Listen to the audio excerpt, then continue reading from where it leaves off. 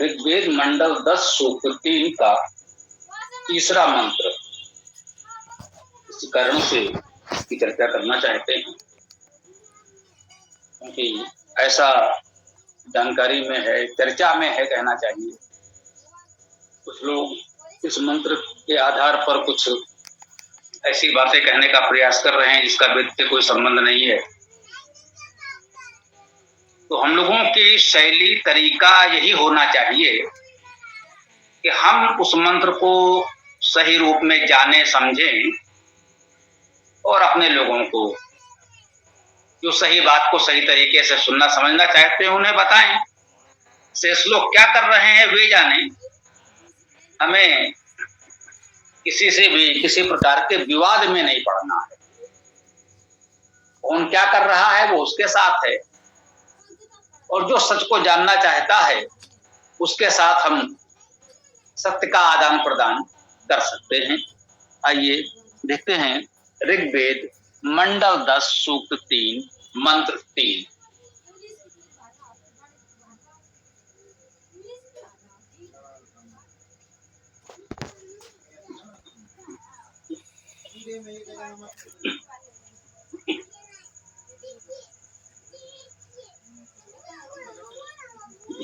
ओम भद्रो भद्रया सचमान आगात स्वसारम जारो अभ्येति पश्चात सुप्रकेतै द्विभि अग्नि वितिष्ठत शुचद्भि वर्णः अभि रामम अस्थात। इस मंत्र में अंत में एक पद आया रामम। रामम का अर्थ हुआ राम को। राम का अर्थ रम धातु से रमण करना, रा धातु से दान करना। जी, राम शब्द का अर्थ आप दो प्रकार से कर सकते हैं। रम धातु से राम की व्युत्पत्ति दी जाती है, उसका अर्थ है रमना। जो रमणीय है, रमने वाला है, जो लोगों में रमा रहता है, घुला मिला रहता है, वो राम। इसको भक्तिभाव से लोग इस प्रकार भी कहते हैं, जिसमें लोग रमते हैं वो राम, अर्थात वो इतना रमणीय है जो लोग उसमें रमते हैं। वो राम रमणीय स्थान हो सकता है, विचार हो सकता है, कुछ भी हो सकता है। रामम पद आया है, इसका अर्थ है राम को। अब यदि कोई शब्द का अर्थ किसी व्यक्ति विशेष से लगा ले, राम नाम के बहुत से व्यक्ति अभी भी होंगे, इतिहास में भी अनेक हो गए हैं। जी हाँ, इतिहास प्रसिद्ध भी अनेक व्यक्ति राम के नाम से हो गए हैं। बहुत समय पहले एक संस्कृत शब्दकोश में मैं देख रहा था, तो थोड़ा ठीक लगा, इसलिए स्मृति में आ गया है, मान लें। वहां राम शब्द का अर्थ लिखा था। स्वाभाविक है वैदिक शब्दकोश नहीं होगा, अन्यथा वैदिक शब्दकोश में तो उसका धातु शाब्दिक अर्थ लिखा जाता। वो एक सामान्य विद्यार्थियों के लिए तैयार किया गया लौकिक संस्कृत का शब्दकोश था। तो उसमें राम शब्द का अर्थ किया गया था इतिहास प्रसिद्ध 3 व्यक्ति, जमदग्नि पुत्र राम, दशरथ पुत्र राम और वसुदेव पुत्र राम। ये 3 व्यक्ति इतिहास में बहुत अधिक प्रसिद्ध हैं। वैसे राम नाम के और भी अनेक लोग प्रसिद्ध हैं, अभी भी बहुत से लोग हैं राम नाम से प्रसिद्ध हैं। उनकी चर्चा क्या करें, कुछ विख्यात हैं, कुछ कुख्यात हैं। नाम में राम शब्द है तो क्या करें। लेकिन शब्दकोश ने माना कि हमारे अति प्राचीन इतिहास में ये 3 व्यक्ति हुए जिनका नाम राम था और ये बहुत ही महान हैं, बहुत प्रसिद्ध हैं। जमदग्नि के पुत्र भृगुवंशी राम, भार्गव राम, जिन्हें सामान्यतः लोग परशुराम के नाम से भी जानते हैं। यद्यप वे ऋषि हैं, महर्षि हैं, कुशल धनुर्धर योद्धा भी हैं, फिर भी परशु उनका एक प्रतीक बन गया, एक विशेष अस्त्र उन्होंने प्रयोग किया, परशु का शस्त्र प्रयोग किया। तो परशु नामक शस्त्र का अधिक प्रयोग करने के कारण उन्हें लोग परशुराम भी कहने लगे। दूसरे सूर्यवंशी राजा दशरथ के पुत्र राम वे बहुत प्रसिद्ध हैं। रामायण संस्कृत, लौकिक संस्कृत का आदि काव्य है, उसके महानायक हैं। और तीसरे वसुदेव पुत्र राम जो द्वापर के अंत में होते हैं, उनके ही कह लीजिए वसुदेव के दूसरे पुत्र कृष्ण भी बहुत अधिक प्रसिद्ध हुए, उस राम से भी अधिक। तो इन रामों से विभेद दिखाने के लिए जो वसुदेव पुत्र राम हैं या हमारे महानायक कृष्ण के अग्रज हैं, बड़े भाई हैं, उनको बलराम कहा जाने लगा। जब आप संस्कृत साहित्य के मूल ग्रंथों में देखेंगे तो इन तीनों को राम नाम से ही संबोधित किया जाएगा। भार्गव राम, राघव राम और वासुदेव राम, ये तीनों राम हैं व्यक्ति के रूप में। वेद के शब्द में तो उसका धातुज अर्थ किया ही जाएगा। इतिहास की दृष्टि से ये तीन राम प्रसिद्ध हैं और भी बहुत से राम हैं। विभेद के लिए कह लीजिए कि एक को परशुराम, एक को बलराम आदि कहा गया।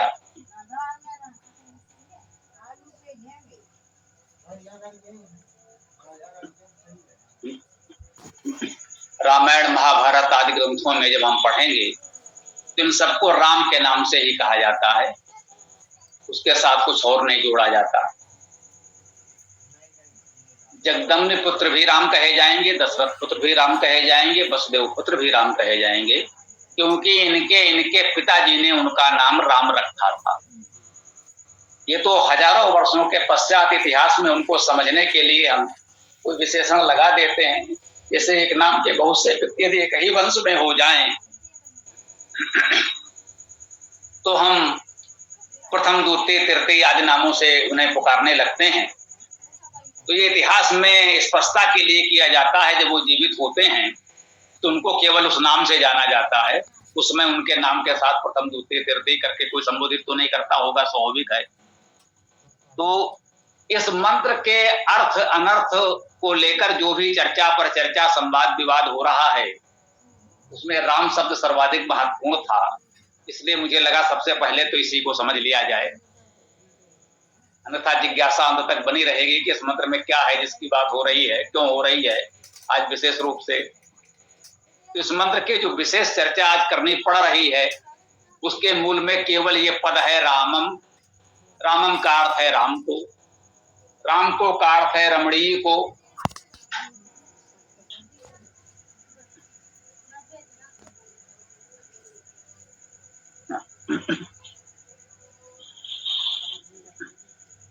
अब इस मंत्र के इन शब्दों को और इस मंत्र के अर्थ को समझने का प्रयास करें। ओम भद्रो भद्रया सत्यमान, पहले कहा गया भद्रो अर्थात जो भद्र है। भद्र का अर्थ कल्याणकारी हम सब जानते हैं। भद्रया, भद्र द्वारा, भद्र के साथ, तो जो कल्याणकारी है वो कल्याणकारी के साथ ही रहेगा, वो दुष्ट के साथ क्यों रहेगा, स्वाभाविक है। कह रहे हैं भद्रो भद्रया, जो भद्र है वो भद्र के साथ, भद्र के द्वारा, सचमान। सचमान का अर्थ है कह लें युक्त होकर, सच धातु का अर्थ युक्त होना भी है।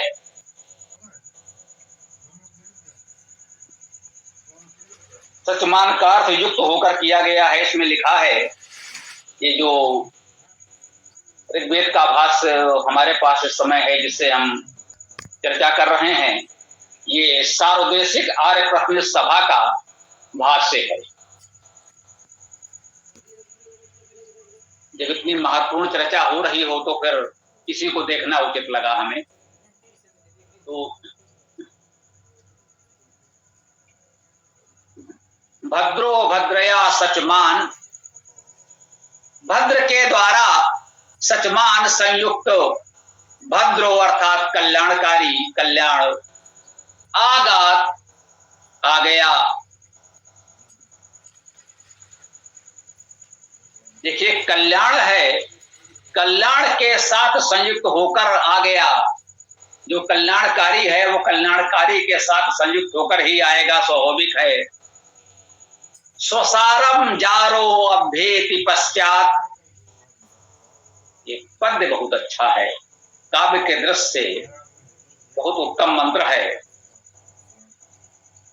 स्वसारम, स्व अर्थात अपना, सारम का अर्थ है सार को, अपने सार को। एक अर्थ तो ये हो गया जी, ये केवल एक अर्थ हुआ।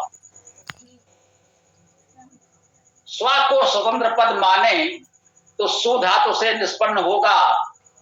सु धातु का अर्थ सृजन करना, ऐश्वर्य होना, या सुप्रेरणा करना, सृजन ऐश्वर्य प्रेरणा। और सारम को सार रूप में हम लोग ग्रहण करते हैं, सामान्यतः ये अर्थ भी होता ही है। श्री धातु है, इसका अर्थ है चलना, सरति गच्छति, ये धातु अर्थ है। सारम का अर्थ चलने वाला या चलाने वाला।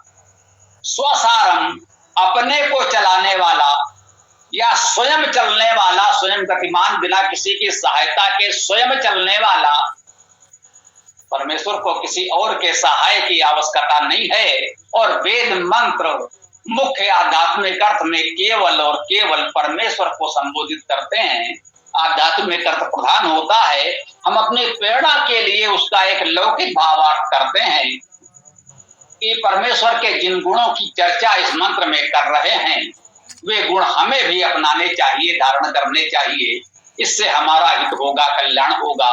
ये वेद मंत्रों की शैली है हमें उपदेश करने की। परमेश्वर की स्तुति करते हैं, उसके वास्तविक गुणों का वर्णन करते हैं, और परोक्ष रूप से ये प्रेरणा होती है इन गुणों को यथासंभव हम भी ग्रहण करें, अपनाएं, तो हमारा जीवन भी उत्तम बने। यही वेद की वेदता है। यम वेदस्य वेदता, ही वेद का वेदत्व है। कहते हैं स्वसार को स्वयं संचालन करने की सामर्थ्य को ऐसा भी कह सकते हैं। सरत गच्छति सरा, जो चलता है वो तो सर है, ये सार है जो चलाता है। सारयत चालयति इति सारा, ये भी है। जो स्वयं संपूर्ण सृष्टि का संचालन करने वाला है, उसको कहा है स्वसारम। उस स्वसार को जारो, अब जार शब्द का क्या अर्थ है, इसको भी हम समझने का प्रयास करें। द्रि धातु का अर्थ जीर्ण करना है, स्तुत करना, शब्द करना भी है। तो जारम का अर्थ हो गया जीर्ण करने वाला। कुछ विद्वानों ने इसका भावार्थ ले लिया, जो रात्र के अंधकार को जीर्ण करता है वो जार अर्थात सूर्य, ये भावार्थ है। ग्रहण कर सकते हैं, हमें कोई आपत्ति नहीं है। जार का शाब्दिक अर्थ हुआ जीर्ण करने वाला या स्तुत करने वाला। जब कहते हैं वेद में तो परमेश्वर और उसके उपासक की बात है, तो हम यहाँ जार का अर्थ ही कर सकते हैं स्तुत करता। उस परमेश्वर की स्तुत करने वाले को हमने जार कहा। अभ्येति, अभिएति, अभिता, एति अर्थात आता है या प्राप्त करता है। वह जार जो स्तुत करता है, वह उस स्वसार स्वयं इस सृष्टि का संचालन करने वाले परमेश्वर को प्राप्त करता है। अभ्येति पश्चात, पीछे वो उसे प्राप्त करता है। तो परमेश्वर के गुणों को अपनाने का प्रयास करता है, परमेश्वर के बताए हुए मार्ग पर चलता है, परमेश्वर की स्तुति करता है। जारो, वह अभ्येति पश्चात, वह बाद में, पश्चात पीछे उस परमेश्वर को प्राप्त कर लेता है। ये इस मंत्र का उत्तम संदेश हमें प्राप्त होता है। सुप्रकेतई, सु उत्तम उपसर्ग है, प्र भी उपसर्ग है, प्रकृष्ट प्रमुख। केतई, केतों द्वारा, केतई बहुवचन है तृतीया में, तो हम कहेंगे केतों द्वारा। ये केत क्या है? कित जाने, जानना के अर्थ में है।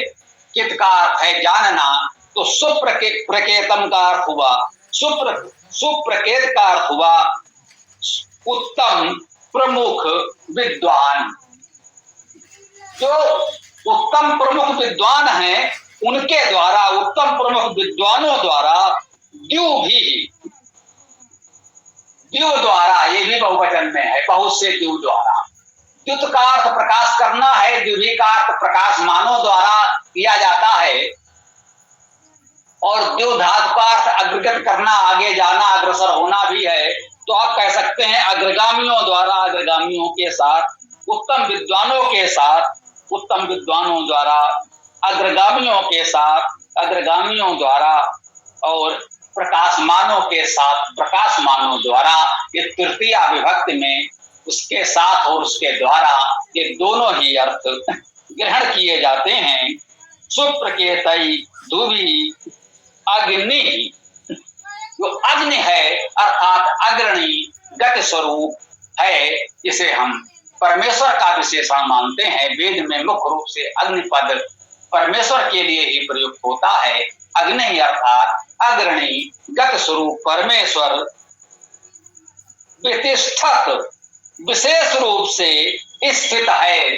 वह अग्नि परमेश्वर ही संपूर्ण सृष्टि में विशेष रूप से प्रतिष्ठित है, सर्वत्र व्याप्त है, सर्वत्र स्थित है, सब में प्रतिष्ठित है।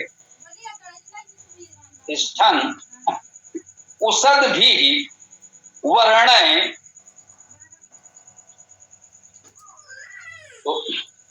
उसद भी का अर्थ किया गया है इसमें कमनीय। वाकई उसद भी का अर्थ कमनीय कैसे किया गया? मेरा ध्यान गया, वश धातु है, इच्छा करना, चाहना, कामना करना। उस नहीं, वश धातु है, वश धातु का उस आदेश हो गया, ऐसा व्याकरणाचार्य आपको बताएंगे।